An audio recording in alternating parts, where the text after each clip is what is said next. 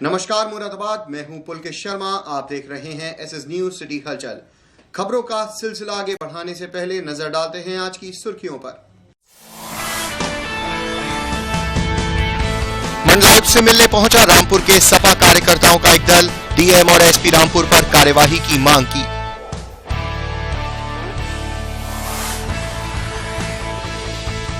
मतदान के बाद बोर्ड की परीक्षा को लेकर प्रशासन गंभीर, 170 परीक्षा केंद्रों पर बोर्ड की परीक्षाओं को लेकर तैयारियां शुरू।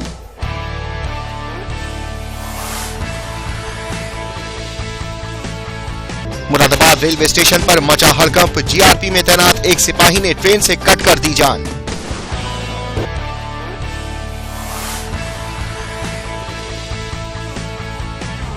शिवरात्रि पर जलाभिषेक को लेकर कांवड़ यात्रा शुरू, जय भोले के जयकारों से गूंज उठी सड़कें।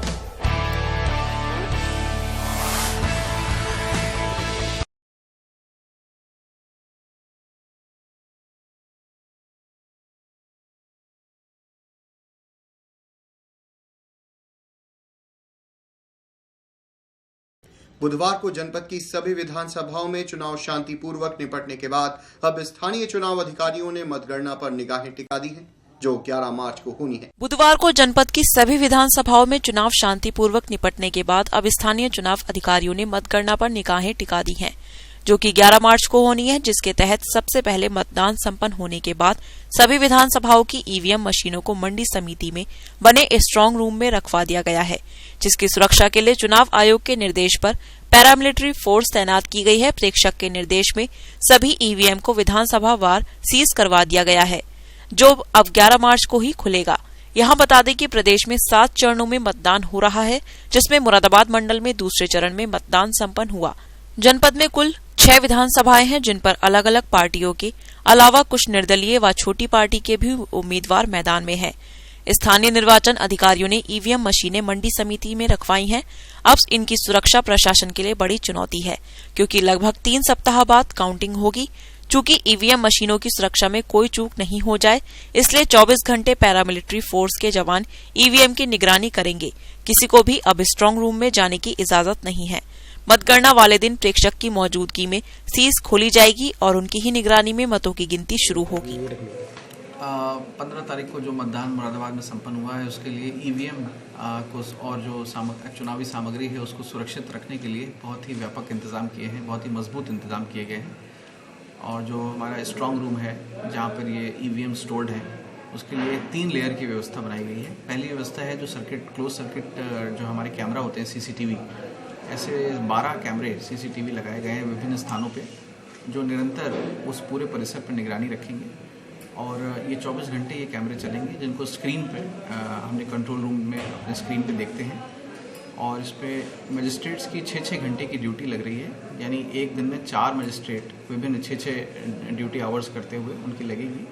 और वो सतत निगरानी रखेंगे इन सीसीटीवी कैमरास पे भी, और जो स्क्रीन पे वो अपना मॉनिटर करते रहेंगे। दूसरी लेयर ऑफ सिक्योरिटी है हमारी सेंट्रल पैरामिलिट्री फोर्स की, जो CISF, जो इसकी पूरा चार्ज, इसको रिस्पॉन्सिबिलिटी और जिम्मेदारी दी गई है इस पूरे ईवीएम की सुरक्षा के लिए।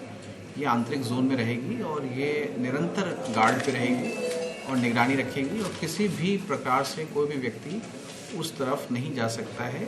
और आंतरिक सिक्योरिटी का जिम्मा पूरा सेंट्रल पैरामिलिट्री फोर्स के हाथ में होगा। तीसरी जो है आउटर लेयर यानी कॉर्डन, जो है आउटर पेरिफेरी की जिम्मेदारी सिविल पुलिस की होगी, जिसमें भी ड्यूटीज़ लगाई गई हैं। और ये जो सिविल पुलिस है, ये बाहर कॉर्डन में इसकी सुरक्षा घेरा बना के निगरानी करेगी। तो इस तरह से मुकम्मल सुरक्षा है। और बरसात में पानी वगैरह इत्यादि से जूझने के लिए बहुत पहले से व्यापक इंतजाम किए गए हैं। सारे पूरी तरह से उसको पैक कराया गया है हॉल को, और जहाँ मशीनें स्टोर्ड हैं उस चैम्बर्स को पूरी तरह से पैक कराया गया है, ताकि किसी प्रकार से कोई पानी वगैरह या चूहा इत्यादि से एंटर ना कर पाए। इस तरह से पूरे व्यापक इंतजाम किए गए हैं। और चुनावी इस समागम में जो भी पॉलिटिकल पार्टीज़ या प्रत्याशी इन स्टोरेज रूम पर नज़र रखना चाहते हैं या निगरानी करना चाहते हैं, उनके लिए भी स्थान निर्धारित किया गया है कि वो मेन गेट से करीब 50 मीटर दूर पे उनके लिए स्थान निर्धारित है। वो सूबे के कद्दावर नेता और कैबिनेट मंत्री आजम खां के पुत्र अब्दुल्ला आजम पर स्वार में FIR का एक मामला तूल पकड़ता जा रहा है। इसी के तहत शुक्रवार की शाम बड़ी संख्या में रामपुर से सपा कार्यकर्ताओं का एक दल कमिश्नर से मिलने पहुंचा और डीएम और एसपी रामपुर पर कार्यवाही की मांग की। सूबे के कद्दावर नेता और कैबिनेट मंत्री आजम खान के पुत्र अब्दुल्ला आजम पर स्वार में एफआईआर का मामला तूल पकड़ता जा रहा है, जिसमें आजम के इशारे पर सपा नेताओं ने रामपुर डीएम व एसपी के खिलाफ मोर्चा खोल दिया है। इसी के तहत शुक्रवार की शाम बड़ी संख्या में रामपुर से सपा कार्यकर्ताओं का एक दल कमिश्नर एल वेंकटेश्वर लू से मिलने पहुंचा और दोनों अधिकारियों पर कार्यवाही की मांग की। यही नहीं, सपा नेताओं ने आरोप लगाया है कि दोनों अधिकारी सपा के एजेंट बनकर काम कर रहे हैं। अगर ये अधिकारी मतगणना में रहे तो उसे प्रभावित कर सकते हैं। रामपुर सपा के नगर अध्यक्ष आसिफ रजा के साथ दर्जन भर से अधिक सपाई आज कमिश्नर एल वेंकटेश्वर लू के कैंप कार्यालय पर पहुंचे और वहां उन्होंने रामपुर के डीएम व एसपी की निष्पक्षता पर सवाल उठाते हुए दोनों अधिकारियों पर कार्यवाही का ज्ञापन सौंपा है। सपा नेताओं ने आरोप लगाया है कि मतदान वाले दिन सपा के समर्थकों को वोट नहीं डालने दिया गया और उन्हें लाइन में से निकालकर पीटा गया। साथ ही सपा प्रत्याशी अब्दुल्ला आजम पर दर्ज एफआईआर रद्द करने की भी मांग की। यहां बता दें कि रामपुर के डीएम अमित किशोर पर पहले आजम के नजदीकी होने का आरोप विपक्षी नेता लगा रहे थे, लेकिन अब खुद आजम के कार्यकर्ता ही उनकी कार्यशैली पर उंगली उठा रहे हैं। दरअसल चुनाव आयोग ने रामपुर के एसपी समेत कई अधिकारियों को बदल दिया था, चूंकि अब्दुल्ला आजम का चुनाव आजम का कद भी तय कर देगा। ऐसे में आजम हर हाल में बढ़त लेना चाहते हैं। वहीं रामपुर में लोग अब ये कह रहे हैं कि कल तक आजम के इशारे पर चलने वाले अधिकारी उन्हें आंखें क्यों दिखा रहे हैं, ये समझ से परे है। प्रक्रिया के दौरान रामपुर के प्रशासन ने, पुलिस प्रशासन हो, सामान्य प्रशासन हो, पक्षपातपूर्ण तरीके से काम किया है और ऐसा लगा है जैसे डीएम एसपी और उनकी पूरी ताकत जो है वो बहुजन समाज पार्टी के प्रत्याशियों के साथ है। हमारे बार बार शिकायत करने के बावजूद ये सारे गुंडा एलिमेंट 307, 302 के मुजरिम जो जमानत पर हैं, जेल से छूटे हुए हैं, वो सब बहुजन समाज का इलेक्शन लड़ा रहे हैं। आप उनके खिलाफ कार्रवाई करें, नहीं की गई। नतीजा ये हुआ कि पोलिंग के दिन उन लोगों ने अपना काम किया, हमारे लोगों के साथ ज्यादती करी, गाली गलौज करी, मारपीट करी। हमारी शिकायत के बावजूद वहाँ डीएम एसपी साहब ने वो काम नहीं किया जो करना चाहिए था, जो एक्शन लेना चाहिए था।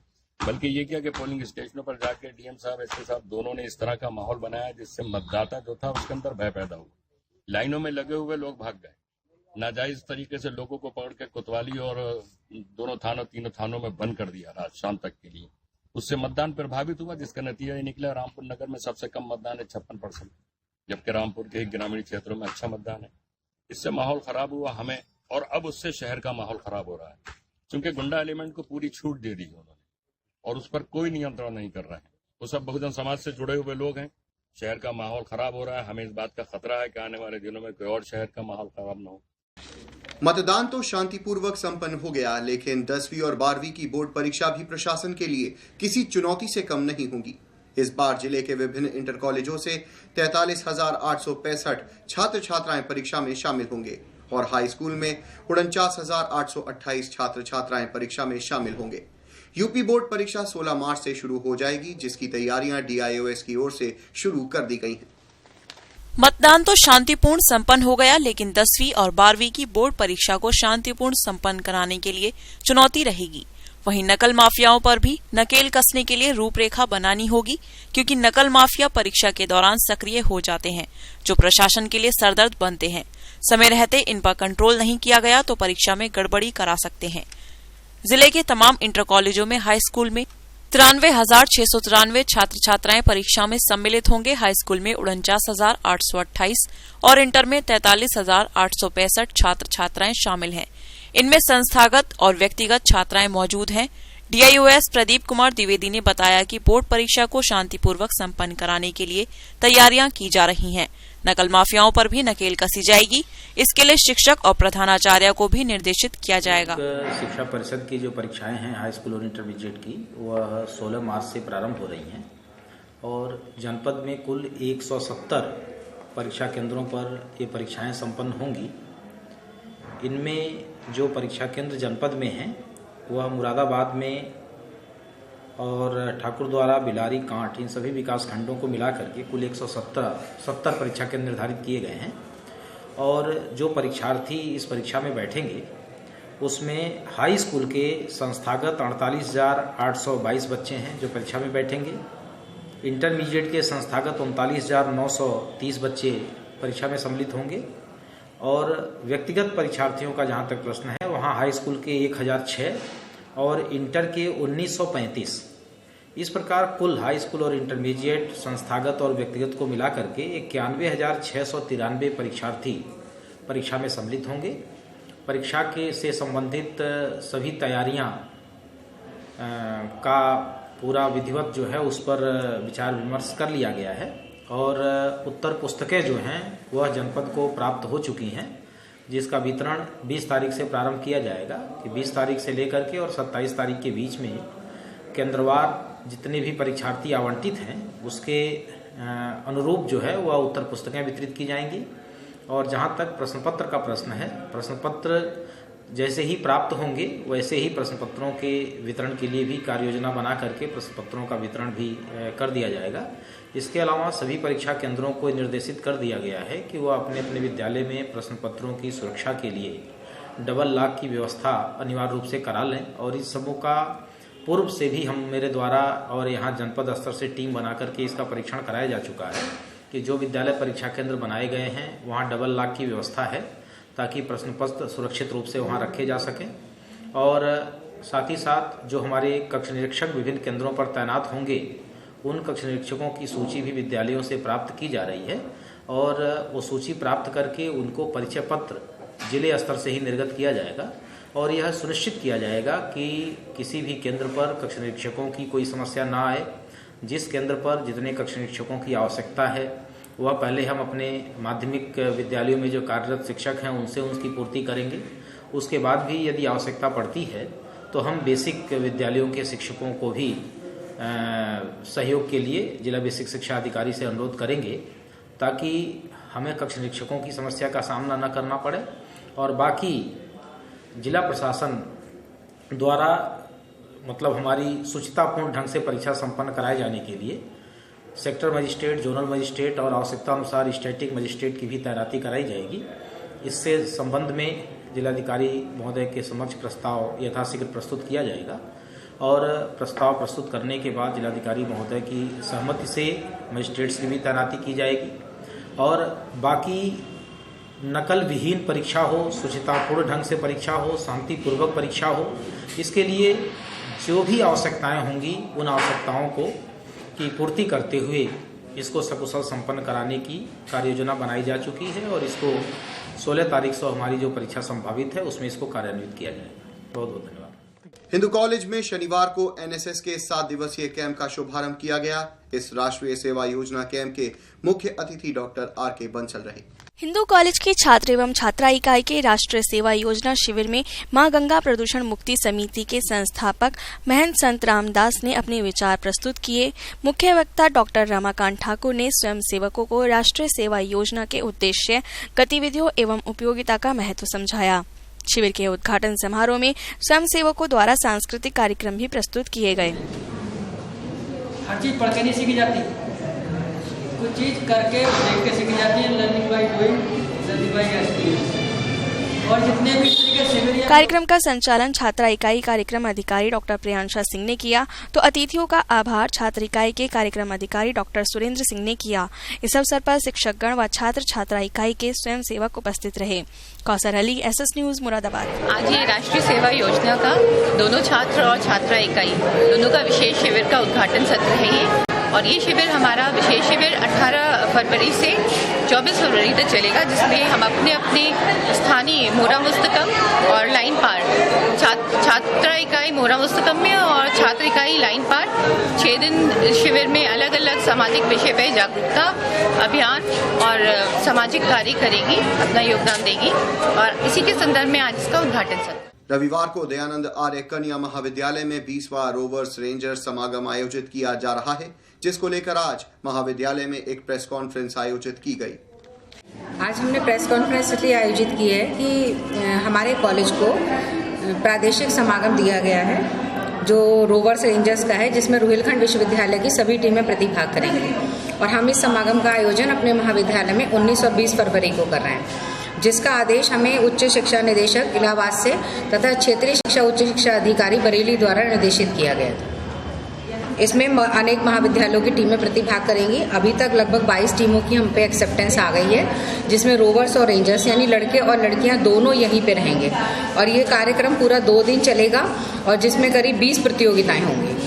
इसमें स्काउट गाइड से रिलेटेड सभी अधिकारी कमिश्नर रैंक तक के लखनऊ से, दिल्ली से सभी लोग आ रहे हैं। उसके सिवाय हमारा पहले दिन जो चीफ गेस्ट हैं वो उच्च शिक्षा क्षेत्रीय अधिकारी डॉक्टर आर.पी. यादव जी हैं और दूसरे दिन हमारे चीफ गेस्ट जुहैर बिन सगीर डीएम जिलाधिकारी हैं। ये पूरा प्रोग्राम दयानंद महाविद्यालय में ही परिसर में ही हो।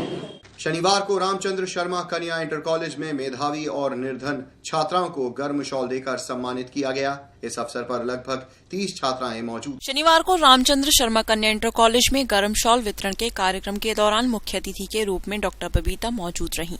साथ ही मुख्य अतिथि ने अपने विचार भी व्यक्त किए। कार्यक्रम में प्रधानाचार्य मधुबाला त्यागी ने मुख्य अतिथि और सभी लोगों का आभार व्यक्त किया। इसी के साथ ही इंटर की छात्राओं के लिए विदाई समारोह का भी आयोजन किया गया, जिसमें सांस्कृतिक कार्यक्रमों का आयोजन किया गया।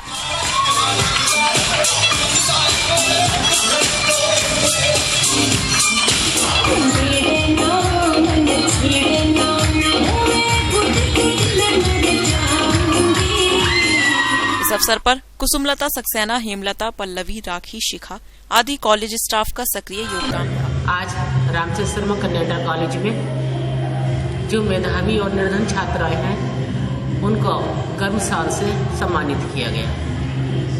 और आज का जो हमारे कार्यक्रम था उसकी मुख्य अतिथि डॉक्टर बबीता, चेतना नर्सिंग होम की संचालिका, IMA हाल की वो अध्यक्षा भी रही। हमने जो मेधावी बच्चे थे जो अपनी क्लास में सर्वश्रेष्ठ उपस्थिति रखते थे और पढ़ने में भी होशियार थे, आज हमने उनको सम्मानित किया है। इसी कार्यक्रम के साथ ही हमने अपने स्टाफ को भी, जिनका रिजल्ट हमेशा 100% रहता है और जो कर्मचारी हमारे सुंदर पाल हैं जिनका कार्य हमेशा सराहनीय रहा, हमने उनको भी सम्मानित किया है। साथ ही जो इंटर की बोर्ड की लड़कियां हैं जो इस बार इंटर पास आउट करने वाली हैं, उनका फेयरवेल पार्टी भी रखी है। विभिन्न सांस्कृतिक कार्यक्रमों के द्वारा फर्स्ट ईयर के बच्चे उनका सम्मान कर रहे हैं, उनका मनोबल बढ़ा करके परीक्षा के लिए चिंता मुक्त कर रहे हैं। शनिवार को मुरादाबाद रेलवे स्टेशन पर उस वक्त हड़कंप मच गया जब ठीक जीआरपी थाने के सामने रेलवे लाइन पर जीआरपी थाने में तैनात सिपाही की संदिग्ध परिस्थितियों में ट्रेन से कटकर मौत। मुरादाबाद रेलवे स्टेशन पर आज उस वक्त सनसनी फैल गई जब ठीक जीआरपी थाने के सामने रेलवे लाइन पर जीआरपी थाने में तैनात सिपाही सुरेंद्र कुमार की संदिग्ध परिस्थितियों में ट्रेन से कटकर मौत हो गई। फिलहाल जीआरपी ने शव को कब्जे में लेकर पोस्टमार्टम को भेज दिया है। साथ ही जीआरपी रेलवे स्टेशन पर लगे सीसीटीवी फुटेज को खंगाल रही है कि आखिर सिपाही की मौत कैसे हुई। वहीं जीआरपी सीओ जितेंद्र सिंह ने बताया कि इसके परिवार को सूचित कर दिया गया है। थाना जीआरपी मुरादाबाद का एक हमारे आरक्षी तैनात थे सुरेंद्र सिंह, वो भी एक मालगाड़ी आई हुई थी, उससे वो एग्जैक्ट पता नहीं चला अभी कारण, उससे कटके उनकी डेथ हो गई। और वो यहाँ पे अभी छुट्टी काट के आए थे 15 दिन की, 3-4 दिन पहले वापस आए थे। बता रहे हैं कि मानसिक तौर पर भी काफ़ी परेशान चल रहे थे, उनका इलाज भी चल रहा है। आगे क्या कार्रवाई की जा रही है? आगे जो भी नियमानुसार कार्रवाई है पंचनामा करके PM कराया जा रहा है। क्या सर ये बीमार थे या नहीं? इनका इलाज चल रहा था, कुछ मानसिक समस्या की। इन्होंने आज सुसाइड की है या फिर अभी एग्जैक्ट कभी पता नहीं चल पा रहा है कि कब किया है कि क्या किया है। ये तो पुलिस की लाख कोशिशों के बावजूद भी रोडवेज बसों में जहर खुरानी की घटनाएं थमने का नाम नहीं ले रही हैं। ताजा मामला गलशही थाना क्षेत्र स्थित रोडवेज से है, जहां बेहोशी की हालत में मिले एक युवक को पुलिस ने इलाज के लिए अस्पताल में भर्ती कराया है। जहर खुरानी की घटनाओं पर अंकुश लगाने के पुलिस दावे तो करती है, लेकिन ये दावे सिर्फ एक दिखावा है। ताजा मामला गलशही थाना क्षेत्र स्थित रोडवेज बस अड्डे से है, जहां बेहोशी की हालत में मिले एक युवक को पुलिस ने अस्पताल में भर्ती कराया है, जहां उसका उपचार चल रहा है। फिलहाल युवक की शिनाख्त शादाब निवासी अगवानपुर के रूप में हुई है। आपका ये भांजा है। अच्छा, क्या जानकारी मिली इसके बारे में आपको? ये जानकारी मिली कि यहाँ पे अस्पताल में एडमिट है, मतलब ऐसे तो हम यहाँ देखने आवा। अच्छा, कहाँ से आ रहा था ये? दिल्ली से। अच्छा, किस चीज़ से आ रहा था? ये बस से आ रहा था। तो क्या हुआ है? मुझे ये मालूम हुआ कि इसको कोल्ड ड्रिंक पी और ये बेहोश हो गया। अभी इसके पास पैसे वगैरह हैं कुछ? ना, कुछ नहीं है इसके पास। मोबाइल पैसे दोनों चीज़ें गायब। आपको जानकारी कैसे मिली? हमें फ़ोन आया था दिल्ली से। क्या फोन आया? यहाँ से फोन करा, जिसके साथ का कोई लड़का था उनने उनको फोन करा कि तुम्हारा भाई जो है सिविल लाइन में एडमिट है।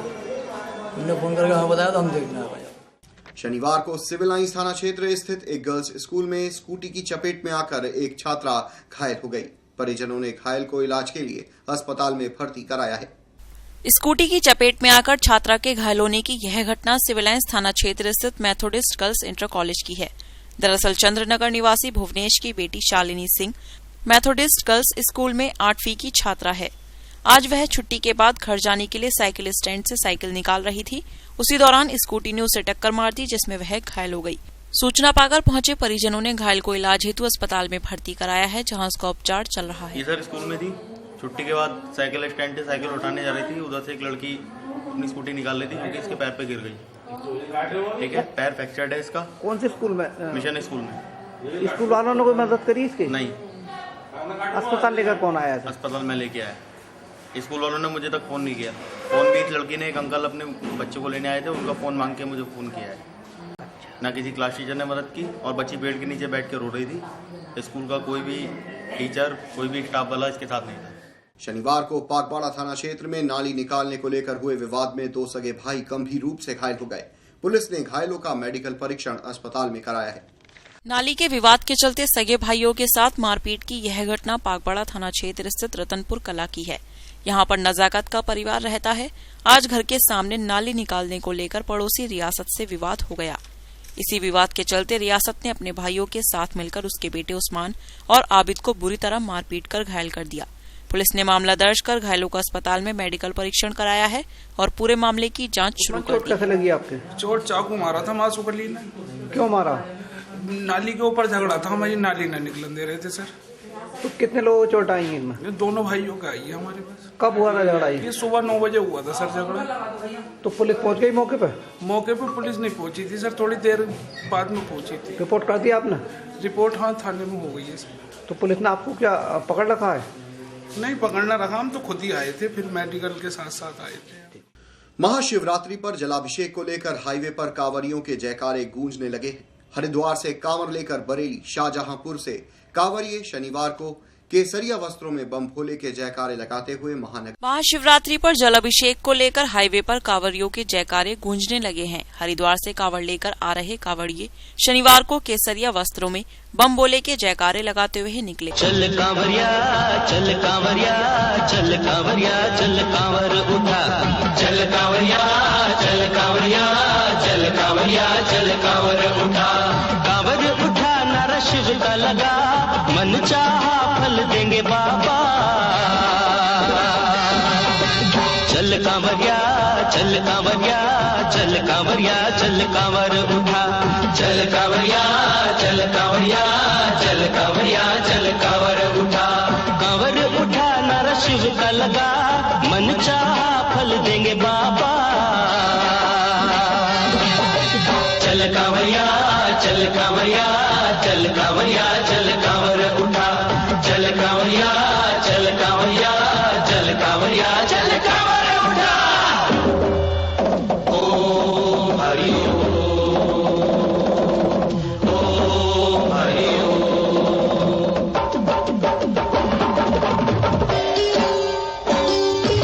सुल्तानगंज में गंगा जल भर ले, सुल्तानगंज में गंगा जल भर ले, कांवर उठा के नंगे पांव चल दे, कांवर उठा के नंगे पांव चल दे। बोलो बोल बम बम तू भजल शिवम, अगरदानी बाबा करेंगे सब पूरा। चल कांवरिया, चल कांवरिया, चल कांवरिया, चल। वहीं 24 को महाशिवरात्रि पर तड़के मंदिरों में जल अभिषेक करेंगे। गोविंद पाल, SS news Moradabad. SS news city हलचल के संस्करण में इतना ही। जाने से पहले एक बार फिर नजर डालते हैं आज की सुर्खियों पर। मंडलायुक्त से मिलने पहुंचा रामपुर के सपा कार्यकर्ताओं का एक दल। DM और SP रामपुर पर कार्यवाही की मांग की।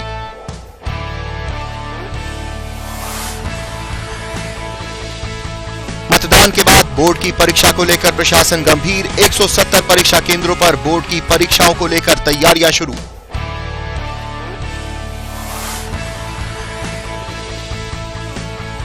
मुरादाबाद हैदराबाद रेलवे स्टेशन पर मचा हड़कंप, जीआरपी में तैनात एक सिपाही ने ट्रेन से कट कर दी जान।